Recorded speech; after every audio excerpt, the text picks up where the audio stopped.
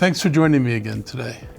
I've just spent a very busy 2 weeks in Korea and China, and I was accompanied by several people from the county and the Economic Development Corporation and a number of our residents of Korean and Chinese descent who have businesses in the county and ties back to their countries. Similar to our previous trips to Taiwan, India, and Vietnam, we received a warm reception and a lot of interest from businesses and academic institutions on establishing a relationship. In South Korea, there was a serious interest from their biotech companies and those supporting this sector. We were recruiting business prospects at Bio Korea conference and in separate meetings in Osong and Daejeon. At the conference, we signed a memorandum of understanding with the CEO of Rapigen, a Korean diagnostics company with an office at our county's Innovation Center. The MOU covers Rapigen's pending expansion to a lab and more office space at our County Innovation Center in Germantown, and a commitment by Rapigen to manufacture the diagnostic tests in Montgomery County after they're approved by the FDA. I also renewed our sister city agreement with Daejeon, expanding its emphasis on including economic as well as cultural activities. In China, we met with companies in biotech, healthcare, education, and clean tech. There's an interest in setting up manufacturing here, and I emphasize not only our strength in biotech and advanced tech, but also our proximity to the Port of Baltimore, local rail lines, and international airports as a real advantage that we have here that many other places in the country don't have. We spend a lot of time promoting our strengths in the life sciences, but the transportation assets we have also have value for life sciences and other industries. We traveled to 3 cities in China, Xi'an, Shanghai, and Shenzhen.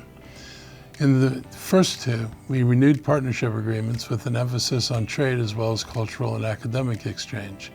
In Shanghai, we also signed an MOU with Sharon Health, which focuses on supporting family and community health-related innovations and activities, and looking to do work together with Montgomery County and Shanghai. As we continue to follow up with all of the people and companies we met overseas, I look forward to updating you on the potential activities that are forthcoming from this trip. This week, I announced that Montgomery County Police Department's Assistant Chief, Marc Yamada, is my nominee to be our next Chief of Police.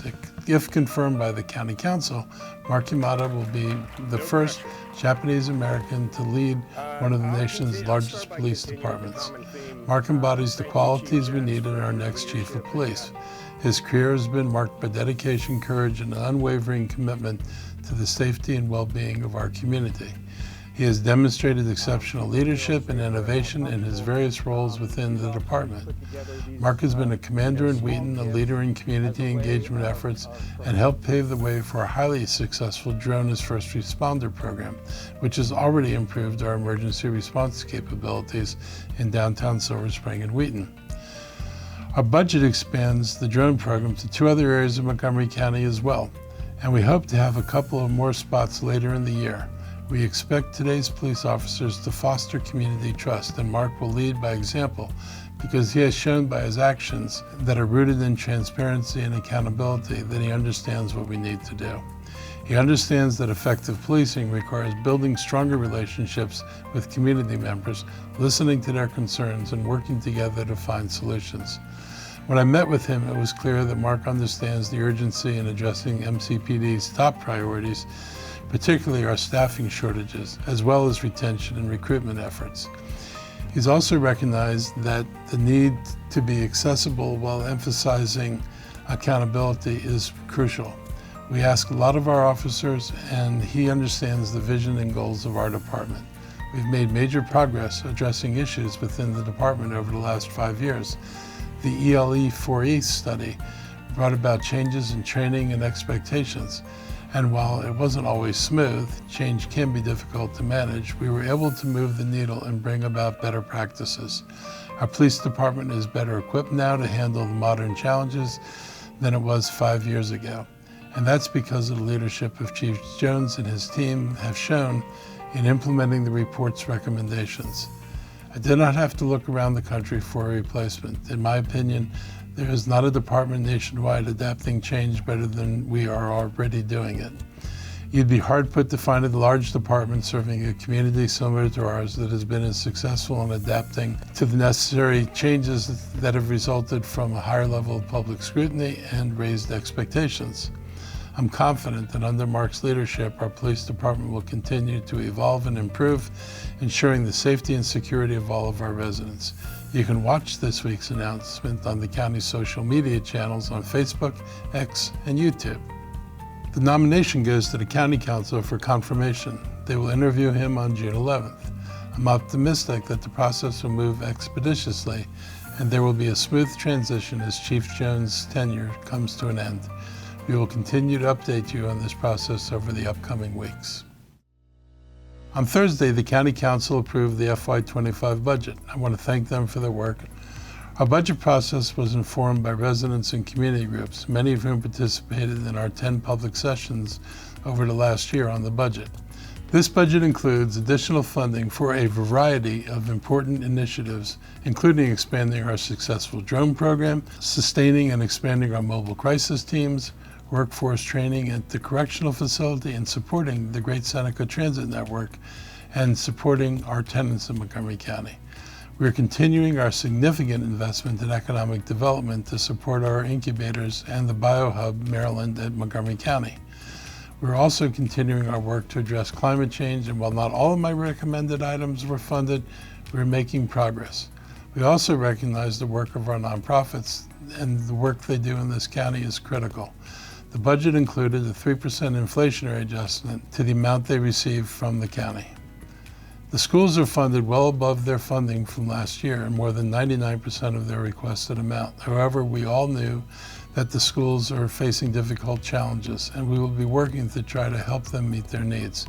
I do want to comment on the process that led to the final budget.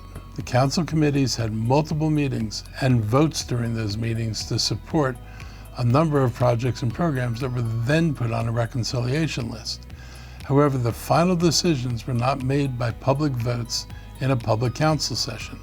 The votes and discussions, wherever they occurred, about the final enhancements were not even made by the council members. They were made by council staff, not by the council members. The council members cannot meet secretly themselves and conduct business. Because of this, there is no public record of the votes that were taken on what was cut, modified, or included in the final reconciliation list. No one knows how council members voted. Items that had unanimous approval from the committees were cut from the final budget, and no one knows which council members supported the cuts and which members opposed the cuts. Even when the final list was presented in public session, there was no discussion of why cuts were made and how decisions were made. I know, for example, that while the council staff was discussing what should or should not be in the budget, at no point was the county government staff involved in discussing with them why the proposals we had made were important. As county executive and as a former at-large council member, I'm very mindful of the difficult nature of budget decisions. We will always have more worthy programs and practices that we can fund.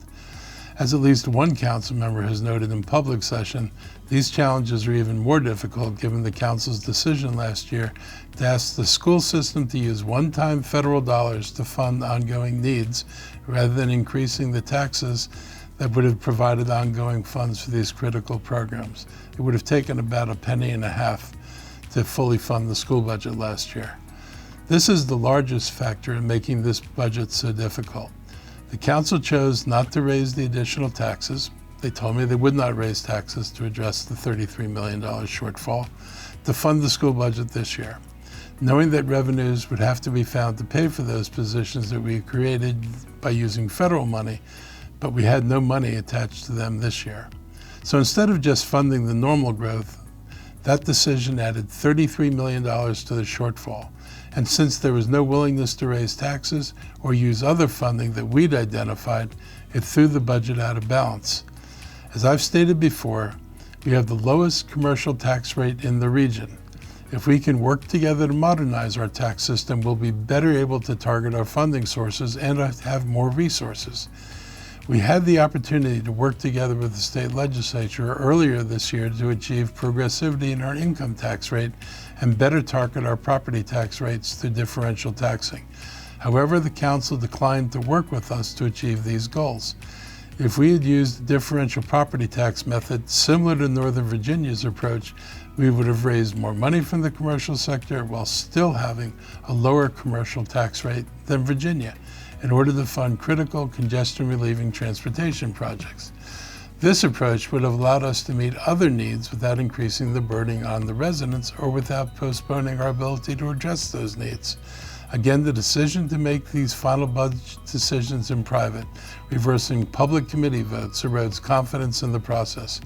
I believe that a transparent process leads to a better product, and the public can better understand the difficult choices we must make. And frankly, the public will actually better understand what choices their council members made.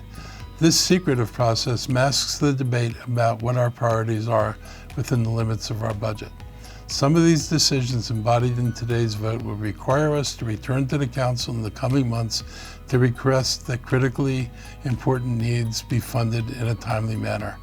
I look forward to working with them and the public to improve our process in the future. There are many ways to make taxing more progressive and fair without putting the burden on county residents. This is what we were working on in Annapolis with county leaders around the state who recognize the need for progressivity in income taxes and to have the ability to tax commercial property in order to address transportation issues that hinder economic development, projects that would have enhanced the attractiveness and value of those commercial properties. I will point out that these efforts were supported by Republicans and Democrats alike, but we couldn't get a consensus on this in Montgomery County. It is a formula that is the source of Northern Virginia's success. Any analysis of what they have been able to do will show that tax rates on development are almost 50% higher than our commercial tax rates in critical parts of Virginia, particularly Tyson's Corner. And those higher tax rates have allowed them to make massive investments in infrastructure that led to substantial commercial growth. If having the lowest tax rates on commercial property were the major factor in economic success, Montgomery County would have won this race. The unwillingness to look at how Virginia succeeded is frustrating. I look forward to being part of a solution to fix this process moving forward. The public should not be blindsided by program cuts without reasons explained by the elected leaders who have decided that this is the right time to hide their votes. We've not talked about COVID in quite a while, but there's a new dominant variant spreading throughout our nation called KP2. While new infections are low, more than a quarter of new infections are from the new variant. Our numbers still remain very low, and the very small increase in those numbers may be related to KP2, which has shown signs of being more evasive of our existing COVID-19 immune defenses. That, coupled with the waning immunity for those who have not gotten boosted in a year or more, could lead to another wave of infections this summer. Doctors do not expect an abrupt and a dramatic rise in cases, but warn that KP2 could be a lurking danger until we see how easy the latest version of this variant spreads. Studies are underway right now to try and find answers ahead of the fall on how current vaccines work on the latest and most recent variants. Despite the emergence of new variants, one thing remains clear: the COVID vaccine is a lifesaver. It significantly reduces the risk of severe illness and hospitalization. Although our county continues to be among the highest in the nations in terms of being vaccinated, a majority of county residents still have not received the new bivalent booster that arrived last fall. The efficacy of these boosters wanes after a period of time, and it's very important that if you're behind on your boosters, that you please get caught up, especially if you're older or have pre-existing conditions. As we approach the summer, I urge everyone to remain vigilant. With college ending, young adults returning home, and summer jobs beginning, I hope everyone remembers to stay home if they're sick. Remember, protecting yourself can help save the people you love. This Monday, Memorial Day, we will honor those who served and made the ultimate sacrifice for our nation. There are multiple events, including a special flag observance at Gaithersburg Borough Park starting Saturday. On Monday, Memorial Day, the city of Rockville will host its annual ceremony and parade. The Rockville Concert Band gets things started at 9 a.m. and I'll be part of the parade through Rockville Town Center, which starts at 10:30 a.m. We must never forget the deadly toll that war takes, paid by those who served our country. War in the real world is not a video game, and it's not glamorous. You can learn more about our veterans and their courageous stories through a website developed by Montgomery County Commission on Veterans Affairs by visiting montgomerycountymd.gov/fallen heroes. It allows you to learn a little bit about each local life that was lost going back through generations of conflicts. This Saturday, May 25th, is the start of pool season in Montgomery County.